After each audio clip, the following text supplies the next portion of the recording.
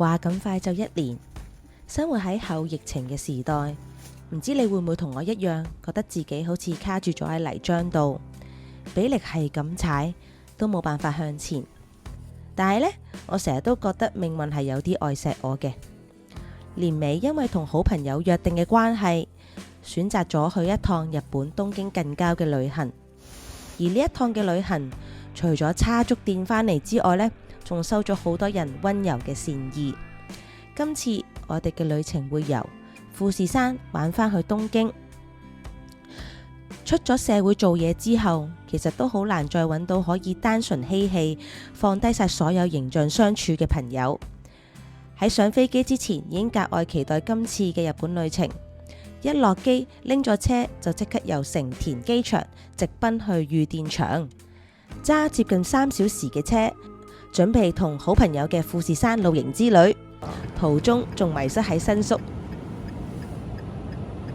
平時喺香港呢就成日露營，但係去日本露營揸露營車呢就真係第一次啦。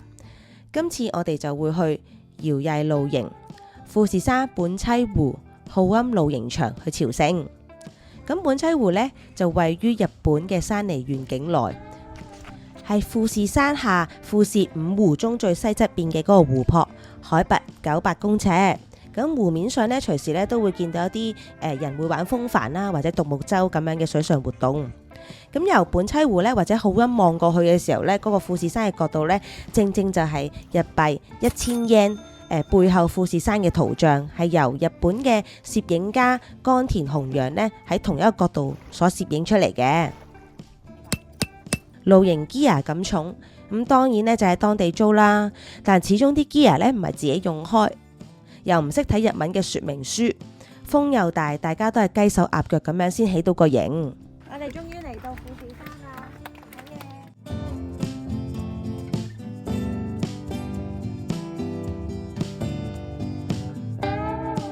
好嘢！有人話要見到清晰嘅富士山，需要人品好好。我哋就可以話呢，留喺度幾耐就嘆幾耐。我哋一齊感受咗20度嘅溫差，由起營着長袖就 OK， 到越野呢就越着越多衫。我哋一路叫好凍，一路打邊爐，享受郊區，同時呢都適量咁樣破壞郊區嘅寧靜。一齊玩煙火，搶企鏡頭嘅 C 位，享受滿天嘅星星。斜住咁樣瞓露營車，一齊6點半朝頭早0度食風睇日出。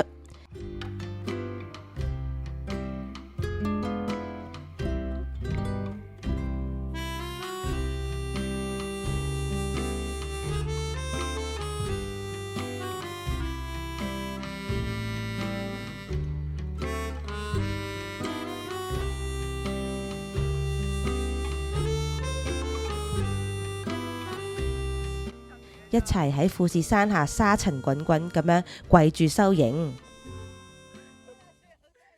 有一啲回憶呢，就唔淨係你話去咗邊度做咗啲乜嘢呢就會好特別，而係邊一個陪你去完成，先令到個回憶格外嘅特別。以前可能日日都會見，到1年先有機會見1-2次。大家各自喺自己嘅道路上面成長同努力。喺職場上，我哋可能都有自己嘅職位、尊稱，有自己嘅花名，但係只有回到同兒時朋友嘅相聚，我哋記得嘅係大家嘅中文全名，同時都喚醒翻一部分天真爛漫嘅自己。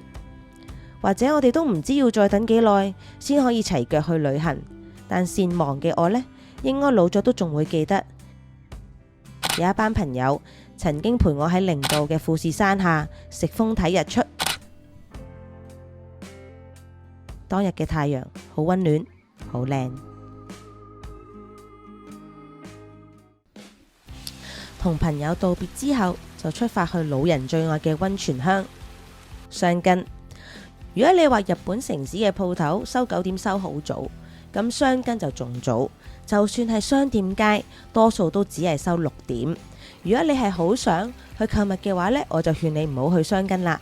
呢度除咗溫泉，好靚嘅藝術館，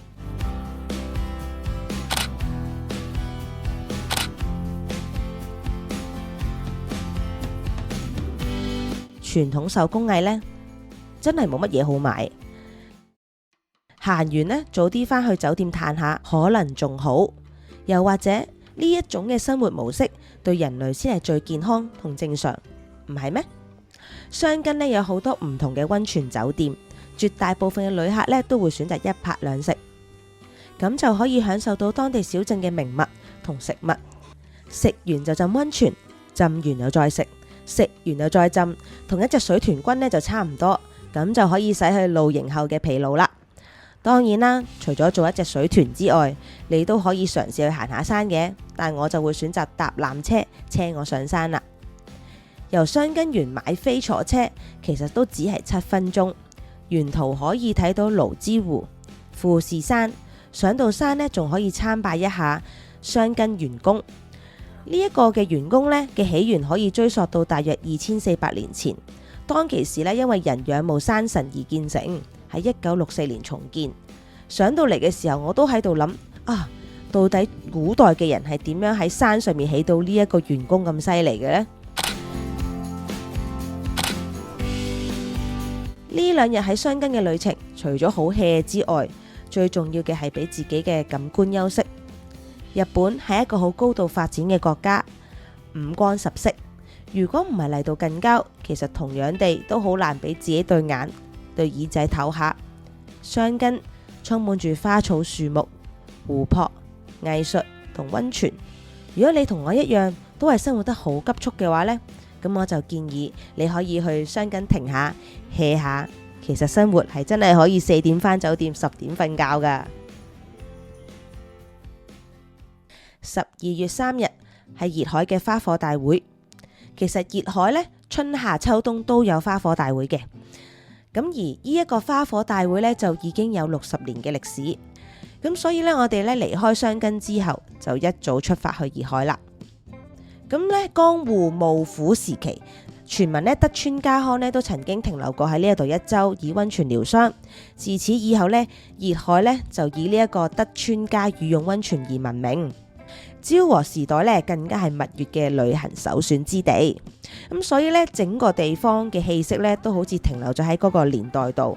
有陣時我都喺度諗，舊嘅嘢又唔一定唔好啊，只係睇你有冇心好好咁樣保留同保育。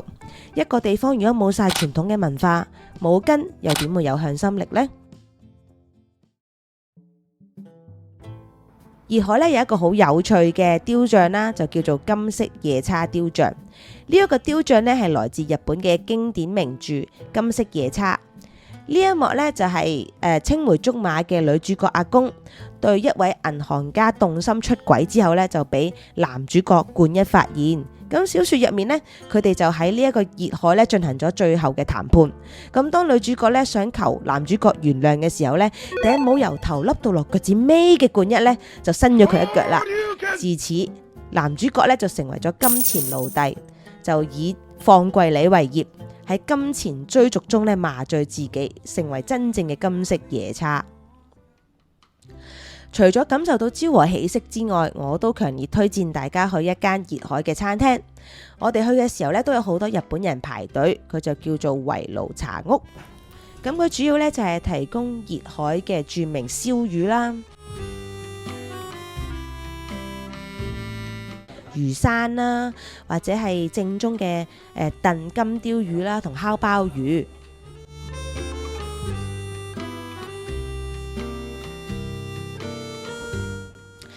花火大會呢，就記住早少少去霸定個位享受啦。如果好似我咁冬天去嘅話呢，就一定要帶足夠嘅衣物，因為呢坐喺海邊食風睇煙火呢，都真係幾係嘢㗎。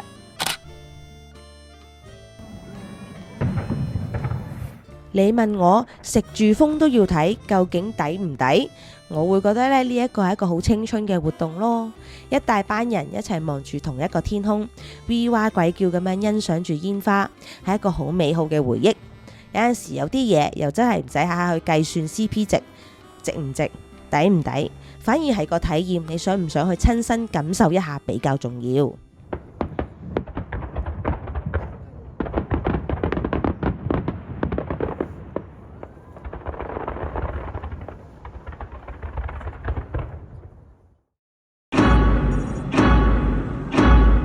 如果你去日本而唔去欣賞日本嘅二次元文化，我會覺得有啲浪費咯。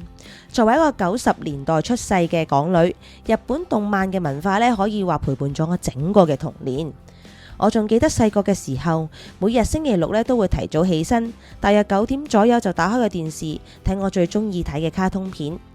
華人社會同屋企人比較少意識上嘅精神交流，比較着重食得飽唔飽、成績點樣為主。回顧翻自己好多人生嘅良好價值觀，其實都係來自細個睇咗大量嘅動畫同漫畫。當其時嘅動畫邊有呢家嘅 3D 同 AI 嘅繪圖技術啊？所以我特別感恩可以喺嗰個年代睇到一個又一個非常熱血又帶有希望嘅故事，好似呢一個 Gundam Factory 咁啊！要做呢一個1:1仲要識得喐嘅 Gundam，其實就用咗6年嘅時間。我哋遊客嚟打一打卡，可能只係2-3個鐘，但係日本對整個機械人嘅研究，其實已經超過咗20年㗎啦。單單係點樣喐到嗰隻高達嘅手指，都花咗好多研究人員嘅心血。人生除咗基本所需嘅空氣、食物同金錢，最重要嘅可能係希望同創造力。其實對於我嚟講，絕大部分嘅時間我只會俾大自然嘅宏偉景色去震懾到，但親身行去呢一個巨大嘅高達底下，雖然我並唔係高達迷，但我仍然覺得非常嘅感動。雖然人冇辦法去創造一座富士山，但係就係因為人有無限嘅潛能，只要有一個念頭，可能只係有個人話，喂，不如我哋整隻1:1嘅高達出嚟啊！大家就會諗辦法去完成，一齊去創造。我覺得呢一樣嘢先係人類活喺世上最重要嘅價值，都係我哋生存落去嘅力量。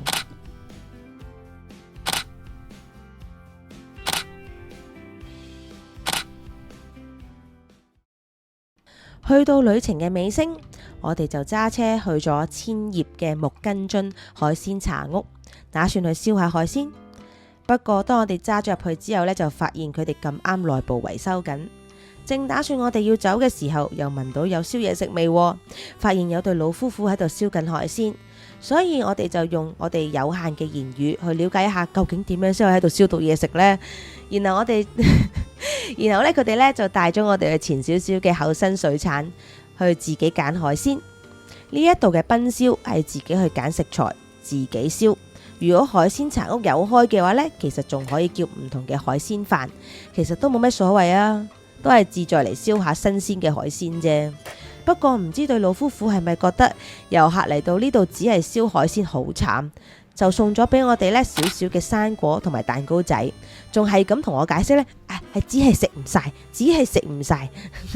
日本人嘅善意呢，真係好含蓄噶。